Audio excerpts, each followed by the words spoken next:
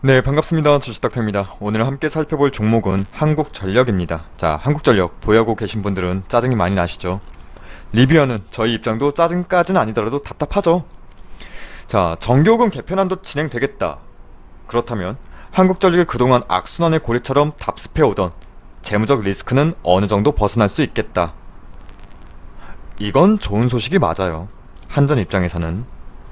자, 이때를 볼까요? 그리고 작년 12월 한국전력은 상장 이후에 유례없는 강한 월 단위 상승 추력을 작년 12월에 보여줬습니다. 이렇게까지 강하게 상승 추력을 냈던 월 단위 구간은 없었어요. 자연스럽게 이걸 멀리 볼게요.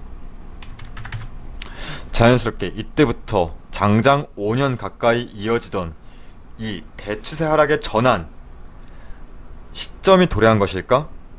충분히 기대할 만했고, 무엇보다 기관이 키 잡고 방향을 위로 올렸던지라 충분히 기대할 만했어요.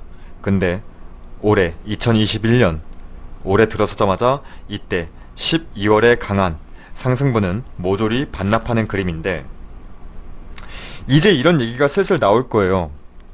한국전력 연료비 연동제 이런 거 하반기에 반영되는 거다. 이걸 일본어로 볼게요. 하반기에 반영되는 거다. 아직은 반영이 안 되는 거다.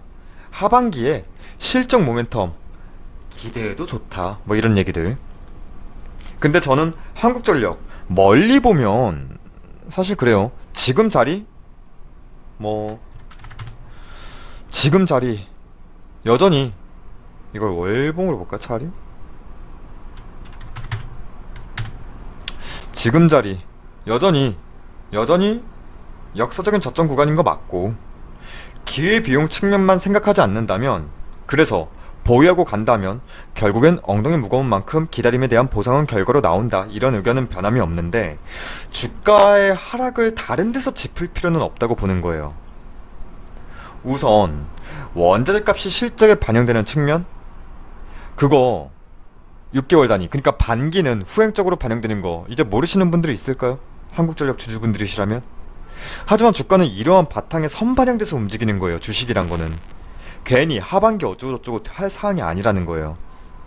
연료비 연동제, 정교금 개편, 오히려 이 사항이 올해부터 진행되면서 올해 실적 컨센은 더 낮아진 건 맞아요.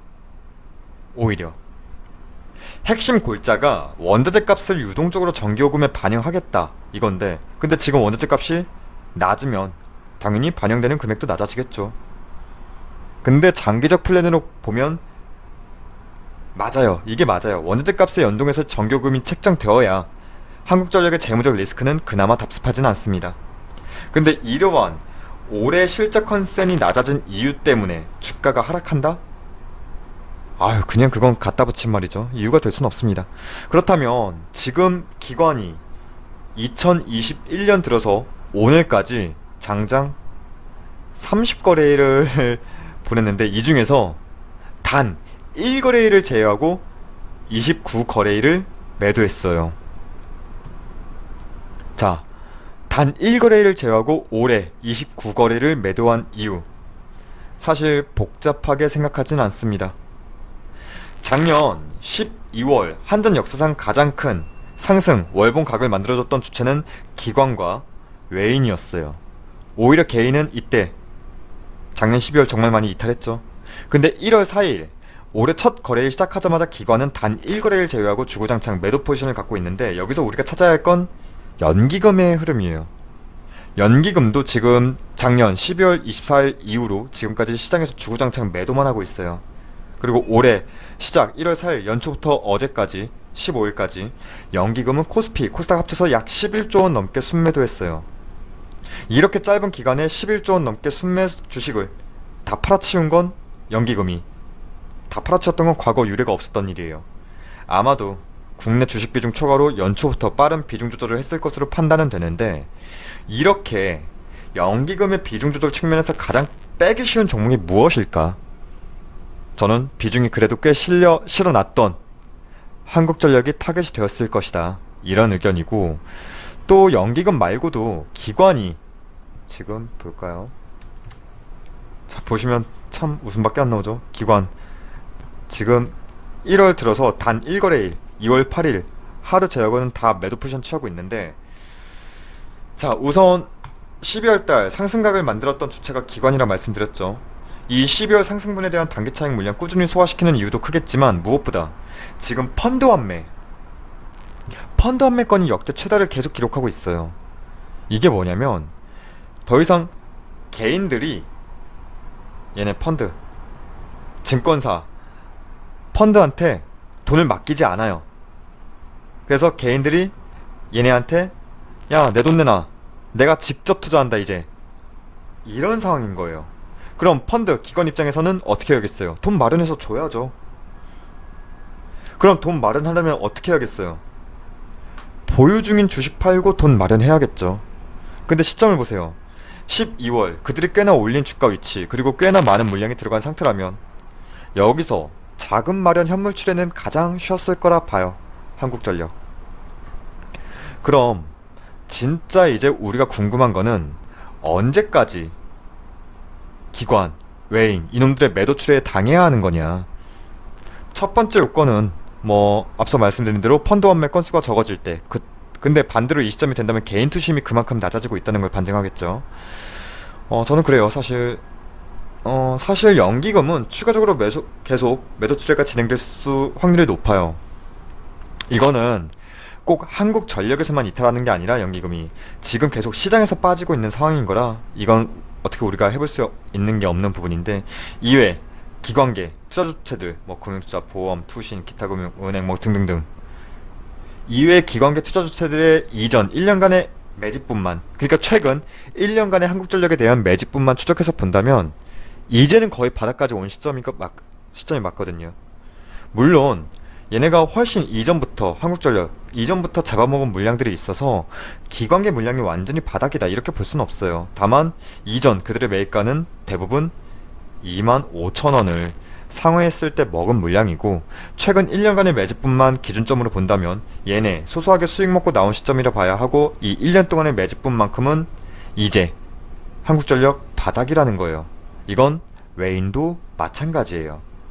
해서 이걸 일봉으로 볼게요. 아래 22,000원까지는 잔여 물량으로 기관 외인이 멱살 잡고 끌어내릴 수 있다 하더라도 그 이하로는 섣불리 끌어내릴 기관 물량은 없어 보인다. 딱히 이득 보는 구간도 아니고요, 얘네가. 저는 개인적으로 지금 구간도 강한 반등 포지션을 갖진 못하겠지만 현 수준에서 지지받는 그림은 나올 것이다, 단기적으로는 보고 있어요. 중요한 건 한전은 짧게 위아래 추세를 만드는 게 아니라 대추세를 만드는지 여부, 그리고 그 시점이, 그 변곡점이 언제일지를 파악해야 하는데, 지금 당장은 개인들 간의 매매 공방으로 상승에는 제어가 될 것으로 보고, 결국 바닥까지 물량을 내놓았다면 다시 주워 담는 시점이 와야죠. 기관 외인 모두 결국 기다림은 필요한 건데, 최소한 현 시점에서 더 큰 기관주도 하락 추세가 이어질 것이라 보진 않는 부분이고, 되도 않는 다른 이유들이 아니라 기관이 매도하는 근본적인 이유, 시장의 배경을 살펴보는 게 더 중요할 듯 합니다. 자, 이상으로 한국전력 짧게 살펴봤고, 한국전력 저희도 주기적으로 종목 리뷰하도록 하겠습니다.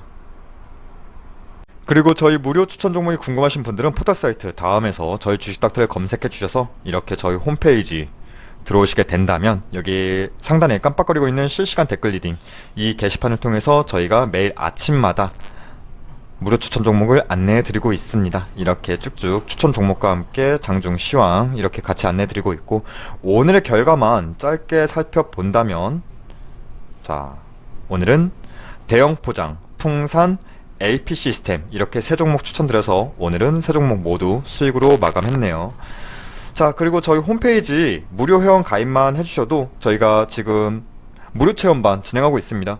무료 회원 가입해 주시고 저희한테 상담 남겨주시면 저희가 무료 체험반 링크 같이 보내드리니까 관심 있으신 분들은 저희 무료 체험반 같이 한번 관망만 하셔도 좋습니다. 이용해보시면 좋을 듯 합니다. 자, 이상으로 오늘 하루 정말 고생 많으셨습니다. 감사합니다.